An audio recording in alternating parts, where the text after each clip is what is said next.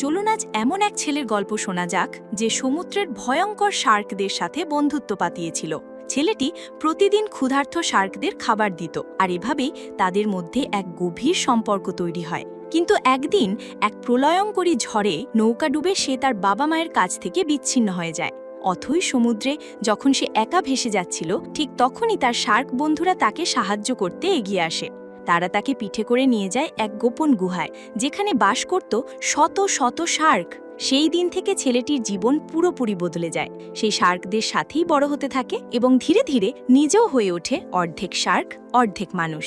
চলুন বিস্তারিত জেনে নেওয়া যাক এই শার্ক বয়ের অবিশ্বাস্য কাহিনী। গল্পের শুরুতে আমরা শার্ক বয় নামের এক ছোট ছেলেকে দেখি। সমুদ্র আর সামুদ্রিক জীবন নিয়ে তার কৌতূহলের শেষ নেই। তার বাবা ছিলেন একজন সামুদ্রিক জীববিজ্ঞানী, যিনি শার্কদের নিয়ে গবেষণা করতেন। শার্কদের প্রতি ভালোবাসা থেকেই তিনি তার ছেলের নাম রেখেছিলেন শার্ক বয়। ছেলেটিও তার বাবার মতো শার্কদের খুব যত্ন নিত এবং প্রতিদিন তাদের খাবার খাওয়াতো। একদিন বাবা ছেলে শার্কদের খাবার দিয়ে নিজেদের ল্যাবরেটরিতে ফিরে আসে। ঠিক তখনই সমুদ্রে এক ভয়াবহ ঝড় ওঠে। ঝড়ের তাণ্ডবে তাদের ল্যাবরেটরিটি ভেঙে চুরমার হয়ে যায়। শার্ক বয় ও তার বাবা কোনো মতে প্রাণে বাঁচলেও তারা একে অপরের থেকে আলাদা হয়ে যায়। সমুদ্রের জলে ভাসতে ভাসতে শার্ক বয় দেখতে পায় একদল শার্ক তাকে ঘিরে ধরেছে। তাদের মধ্যে একটি শার্ক তাকে চিনে ফেলে এবং বাকিদের বলে, ওর কোনো ক্ষতি করবে না, ও আমার বন্ধু। এরপর সেই শার্কটি ছেলেটিকে পিঠে করে এক পাহাড়ের গুহার কাছে পৌঁছে দেয়, যাতে সে ডুবে না যায়। সেদিন থেকেই শার্করা তার নতুন পরিবার হয়ে ওঠে। তারা তাকে নিজেদের মতো করে সাঁতার কাটা, শিকার করা এবং সমুদ্রের ভাষায় কথা বলা শেখাতে থাকে। ধীরে ধীরে শার্ক বয়ের মধ্যেও পরিবর্তন আসতে শুরু করে। তার শরীর শার্কের মতো আকার নিতে থাকে, দাঁতগুলো হয়ে ওঠে ধারালো। অন্যদিকে আমরা ম্যাক্স নামের আরেকটি ছেলেকে দেখি। সে খুব একাকী এবং তার একমাত্র সঙ্গী হলো তার স্বপ্নের জগৎ।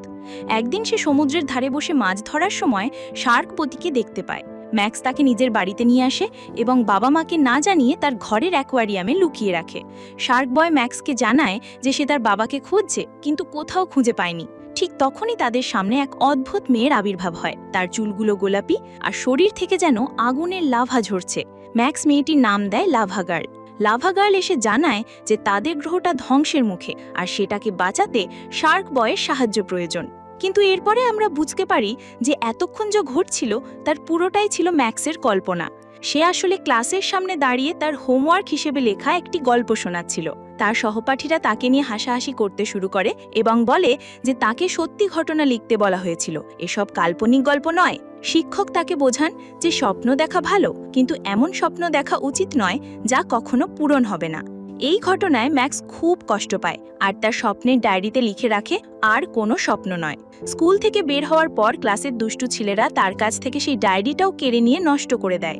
রাগে সে ডায়েরিটা দুষ্টু ছেলেটার মাথায় ছুঁড়ে মারে। আর ঠিক তখনই ক্লাসের বাইরে সত্যিকারের এক বিশাল ঝড় শুরু হয়। আচমকা ক্লাসের ভেতরে শার্ক বয় আর লাভা গার্ল হাজির হয়। তারা ম্যাক্সকে তাদের সাথে তাদের গ্রহে যাওয়ার জন্য অনুরোধ করে। প্রথমে রাজি না হলেও পরে ম্যাক্স তাদের সাথে একটি রকেটে চড়ে সেই গ্রহের উদ্দেশ্যে রওনা দেয়। তারা ড্রুল নামের এক অদ্ভুত গ্রহে পৌঁছায়, যা দেখতে বিলকুল ম্যাক্সের স্বপ্নের মতো, কিন্তু গ্রহটা অন্ধকার আর প্রাণহীন। লাভা গার্ল জানায় মাত্র ৪৫ মিনিটের মধ্যেই এই গ্রহটা পুরোপুরি ধ্বংস হয়ে যাবে। এই গ্রহের সমস্ত আনন্দ আর স্বপ্নকে নষ্ট করে দিচ্ছে মিস্টার ইলেকট্রিক নামের এক ভিলেন। সে বাচ্চাদের স্বপ্ন দেখতে দেয় না এবং রোলার কোস্টারে আটকে রেখে তাদের জাগিয়ে রাখে। ম্যাক্স, শার্ক বয় আর লাভা গার্ল সেই বাচ্চাদের বাঁচাতে যায়। এরপর তারা মিস্টার ইলেকট্রিকের মুখোমুখি হয়, যে আর কেউ নয়, ম্যাক্সেরই স্কুলের শিক্ষক। তাদের মধ্যে প্রচণ্ড লড়াই শুরু হয়। লাভা গার্ল সাহসের সাথে লড়াই করে, কিন্তু মিস্টার ইলেকট্রিক অনেক বেশি শক্তিশালী হওয়ায় সে তাদের তিনজনকেই ড্রিম গ্রেভিয়ার্ডে পাঠিয়ে দেয়, যেখানে সব স্বপ্ন এসে মরে যায়। সেখানে গিয়ে ম্যাক্স তার স্বপ্নগুলো মনে করার চেষ্টা করে, কিন্তু ডায়েরি ছাড়া সে কিছুই মনে করতে পারে না। তারা একটি রোবটের সাহায্যে সেখান থেকে বেরিয়ে ট্রেন অফ থটে চড়ে ল্যান্ড অফ মিল্ক অ্যান্ড কুকিজে পৌঁছায়। লাভা গার্ল ম্যাক্সকে বলে এই গ্রহ বাঁচাতে হলে তাকে ভালো স্বপ্ন দেখতে হবে।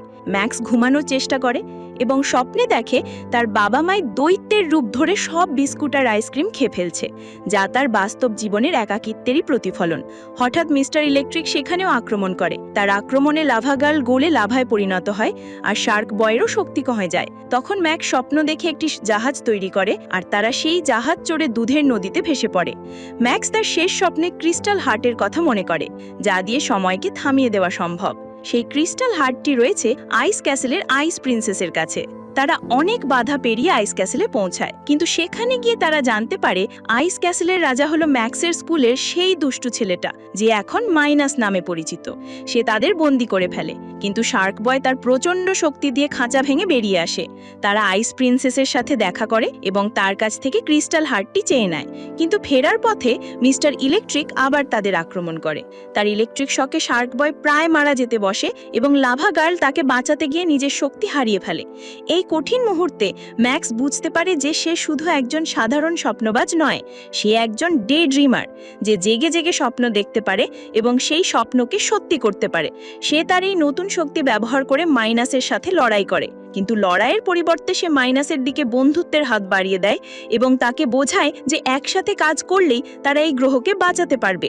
মাইনাস তার ভুল বুঝতে পারে, শার্ক বয় সমুদ্রের রাজা হয়ে ওঠে আর লাভা গার্ল আগুনের দেবীতে পরিণত হয়। কিন্তু মিস্টার ইলেকট্রিক তখন আসল পৃথিবীতে গিয়ে ম্যাক্সের স্বপ্নকে ধ্বংসের হুমকি দেয়।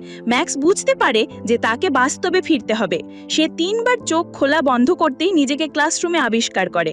বাইরে তখনও ঝড় চলছে আর তার বাবা মায় তাকে খুঁজতে বেরিয়ে ঝড়ের কবলে পড়েছে। ঠিক তখন ম্যাক্সের স্বপ্ন সত্যি হয়। লাভা গার্ল এসে তার মাকে এবং শার্ক বয় তার বাবাকে বাঁচায়। আইস প্রিন্সেস এসে ক্রিস্টাল হার্টের সাহায্যে মিস্টার ইলেকট্রিককে জমিয়ে বরফ করে দেয়। অবশেষে ম্যাক্স তার ভয়কে জয় করে। সে বুঝতে পারে স্বপ্ন আর বাস্তব আলাদা নয়। আমরা আমাদের স্বপ্ন আর কল্পনা শক্তিকে ব্যবহার করেই বাস্তব জীবনকে আরও সুন্দর করে তুলতে পারি। সিনেমাটি আমাদের এই শিক্ষাই দেয় যে আমাদের সব সময় ভালো স্বপ্ন দেখা উচিত এবং সেই স্বপ্নকে সত্যি করার জন্য কঠোর পরিশ্রম করা উচিত।